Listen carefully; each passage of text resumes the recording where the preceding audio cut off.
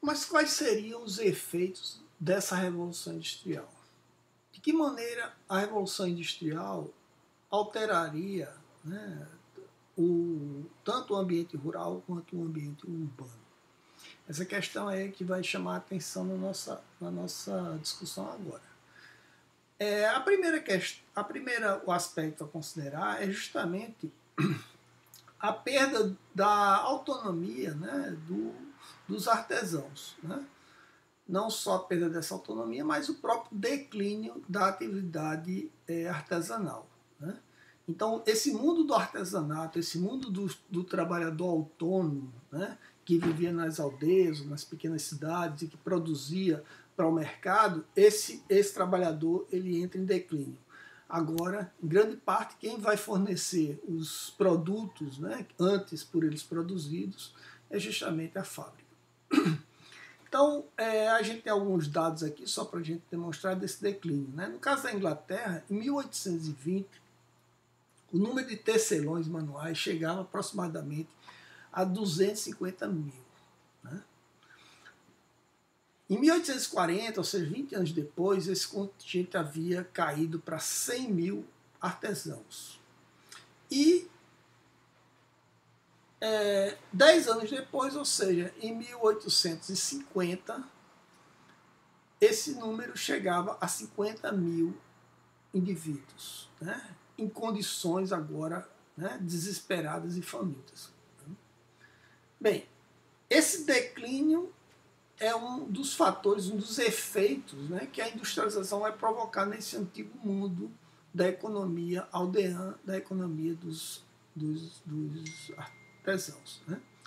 Além disso, a gente vai ter uma mudança visível no mundo rural. Né?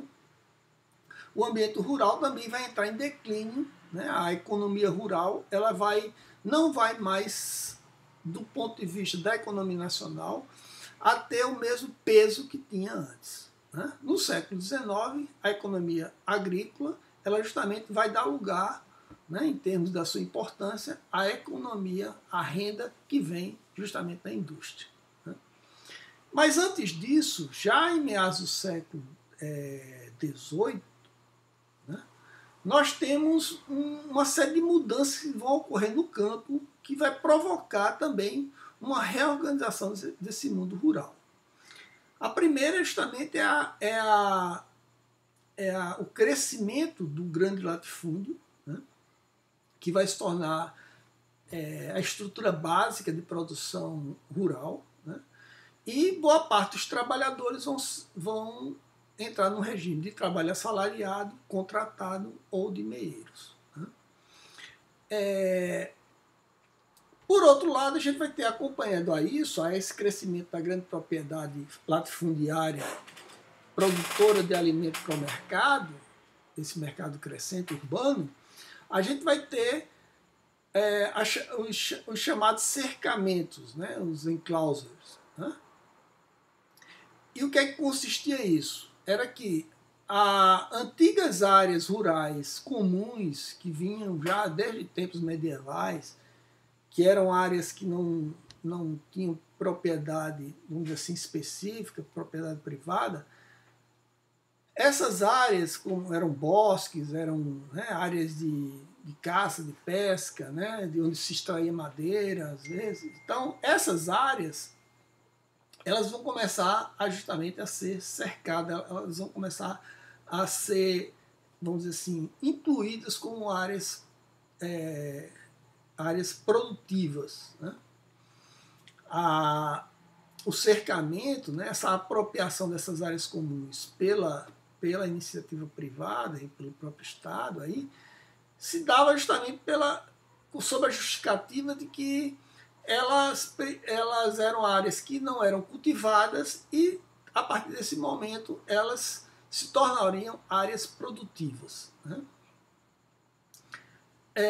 Vamos ter, nesse mesmo contexto, uma série de oposições a esse cercamento, né? Porque o cercamento, para os seus opositores, significava o quê? Significava o empobrecimento, ou o aumento do empobrecimento dos camponeses. Né? justamente que muitos deles tiravam o complemento das suas rendas dessas atividades, como pesca, como caça, né, como a própria lenha para sua, né, para cozinhar, para aquecer e tal. Então, isso vai criar uma certa oposição, ou seja, os efeitos são no meio rural, mas também no meio urbano. Né? No meio urbano, a gente vai ter o crescimento, né, das cidades, né, essas novas cidades. Aqui, só para a gente ter uma ideia, de 1760 até 1830, cidades assim como Manchester tiveram sua população aumentada mais de 10 vezes. Então, o que vai acontecer é uma espécie de boom, né, de boom demográfico. Pequenas cidades, de repente, né, com a população de 50 mil, 20 mil habitantes, ela aumenta 10 vezes mais. E isso vai, né, criar um problema que vai ser visto, que é justamente o problema desse crescimento desordenado. Né? Um estudioso do urbanismo, o Elias Cornell, né, ele chamou a atenção justamente sobre essa configuração urbana da primeira era industrial, que ele chamou de assentamentos industriais anárquicos. Né? No fim de 1830, ele observou que cidades como Manchester e Birmingham, né, mal havia saído da situação de aldeia para se tornar cidades de médio porte. No entanto, sem qualquer planejamento. Né? Então ele diz o seguinte: Manchester evoluiu de aldeia de manufatura para distrito industrial praticamente sem planos. Os rios Irwell, Medlock e Irk orientavam a localização da cidade, com cada vez mais chaminés fumegantes, enquanto igrejas e outras torres primavam pela ausência. As fábricas passaram a ser referências naturais de orientação na cidade. No centro, espremia-se a bolsa de valores, né? E algumas poucas instituições. Logo após as fábricas, vinham em importância os depósitos. Em distintas direções, estendiam-se as ruas de lojas até as áreas ajardinadas onde residiam os grandes empresários. Ângulos mortos e áreas desprezadas eram o que sobrava para a população trabalhadora se instalar em caótico aperto. Então, para a gente ter uma ideia desse crescimento, né, em que a falta de planejamento vai criando uma realidade cada vez mais caótica. Né? Um dos estudiosos aí sobre essa questão urbana, né, que é o Lewis Mumford, né, ele também caracterizou essa cidade industrial como uma cidade tipo novo, né, que ele chamou, usando a terminologia do Dickens, né, de Coquetal, né, a cidade da fuligem, do carvão, né, da fumaça, Coquetal, né, do coque. Essa cidade, justamente nas suas origens, ela é marcada por uma tecnologia rudimentar. Né? A atividade produtiva ela é central para a organização da cidade, como a gente havia falado antes. Os melhores terrenos da cidade são justamente aqueles onde vão ser abrigadas as fábricas. E todas as estruturas, né, naturais e construtivas, justamente estão a serviço da atividade fabril. Rios e canais são transformados em caminhos para os transportes de matéria-prima e mercadoria. Mas também fonte de energia, o rio, né, e de esgoto, o esgoto industrial. Né? O rio vai servir como um local de despejo, né, desses dejetos produzidos pela indústria. O outro aspecto a considerar justamente é a moradia popular. O Thompson ele chama a atenção de que nos 50 anos iniciais da Revolução havia uma substituição das antigas habitações, né, de um único cômodo, úmida e de baixo nível, abaixo do nível do solo, onde moravam muitos trabalhadores, né? Para uma situação um pouco melhor, houve uma melhoria nessas habitações. No entanto, após essa fase, esses primeiros 50 anos, o processo de aglomeração criado nas cidades vão fazer com que essas moradias elas comecem a se deteriorar. Devido à falta de planejamento, à precariedade do abastecimento de água e de saneamento, né, da superpopulação, aliado à degradação provocada pelo próprio ambiente industrial, o padrão de vida nessas moradias foram declinando com o tempo. O Mumford ele chama a atenção sobre a diferenciação entre dois momentos da Revolução Industrial, marcado por dois tipos de tecnologia. Né? Um primeiro momento que ele chama onde predomina uma tecnologia antiga, uma tecnologia, vamos dizer assim, primitiva, que ele chama de paleotécnica, né? E um outro momento, aí já para o final do século XIX, onde ele começa a vislumbrar uma neotécnica, né? Então ele diz assim que esse primeiro momento, né, das origens das cidades industriais inglesas, ele teria sido marcado nessa fase da paleotécnica por uma mentalidade utilitarista, né?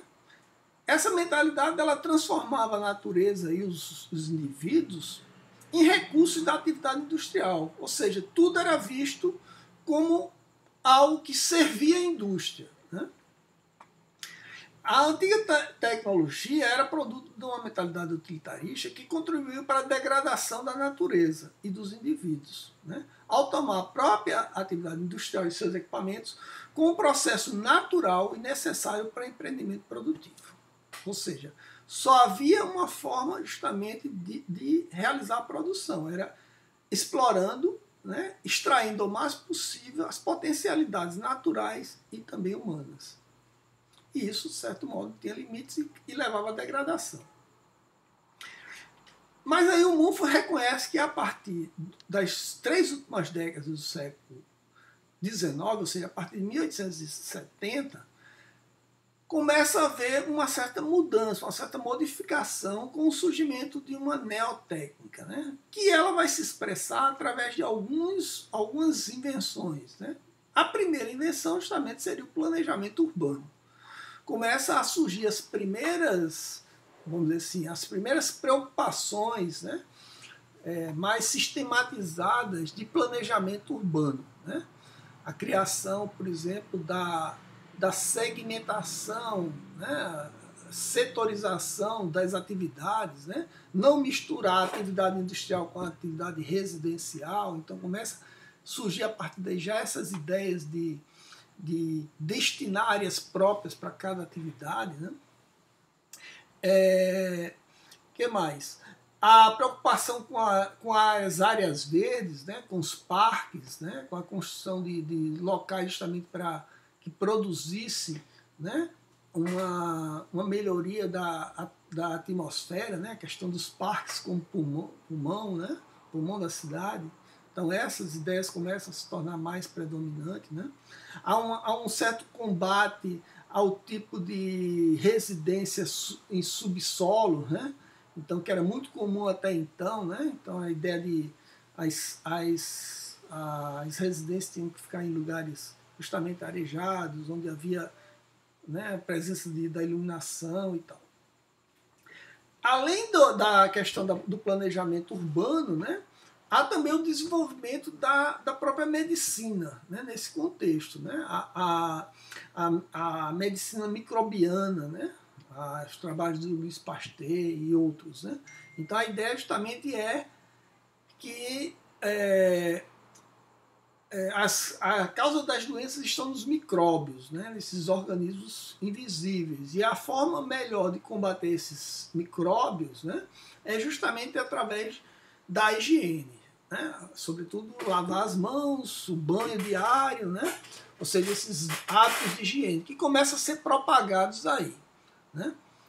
Então, a partir desse momento, a propagação desses hábitos higiênicos, a preocupação com essa higiene, tanto pessoal como coletiva, se torna cada vez mais forte, né? A própria indústria, né, ela vai justamente produzir uma série de novos produtos que vão favorecer essas práticas higiênicas e essa melhor vida urbana, né? Uma delas é, por exemplo, a disseminação dos chamados paralelepípedos, né? Ou seja, a construção de vias com, com aqueles cubos de pedra, né? Que justamente permitia uma melhor, uma melhor pavimentação, já que antes era feita através de pedras irregulares que criavam muitas frestas onde havia infiltração e uma série de outros problemas, né? Então o paralelepípedo justamente vai ser uma melhoria nessa questão das próprias ruas, né? Os acessos e tal. Como também a própria indústria vai ser responsável pela produção de uma série de mercadorias, de produtos, né, que vão estar ligados diretamente com a questão da higiene e da limpeza. Um deles é o próprio sabão, né? Então o sabão, a indústria, né, de fabricação de sabão, né, vai crescer significativamente nesse período, né? Como também os encanamentos, que a gente já havia falado, né? Então, os canos, né, até então passavam a ser feitos de ferro, né? Então não era ainda PVC, claro, né? Mas justamente permitindo que a água chegasse a locais até então muito mais difíceis. As residências vão passar a ter, pelo menos nas classes mais altas e das classes médias, a água encanada, né? E, com isso, outros implementos, né? Como, por exemplo, o vaso sanitário, né? Sistema de descarga acoplada, né? Que vai permitir justamente que o banheiro passe a, né, ser colocado agora no próprio interior da casa, né? Não precisa mais estar fora da casa. Além disso, uma série de utensílios também importantes para a questão da higiene, né? Banheiras, bacias, né? Que agora vão ser fabricadas, né, com metal, em metal e de forma industrial. Ou seja, isso vai fazer com que haja um baratamento dos preços, né, e uma oferta de produto em larga escala. Então, o Mumford, né, ele vai justamente colocando que nesse final do século, aí já por volta de 1800 e pós-1870, essas várias melhorias que advêm do que ele chamou de neotécnica, né, vão permitir uma melhoria, né, nas condições de vida urbana, né, dentro desse contexto industrial.